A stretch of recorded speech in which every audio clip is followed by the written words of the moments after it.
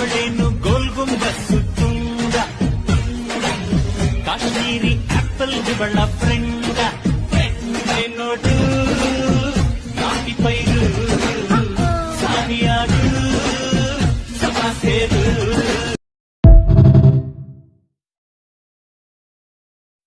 18 ವರ್ಷಗಳ ನಂಟು ಇದೊಂದು ಬಿಡಿಸಲಾಗದ ಗಂಟು.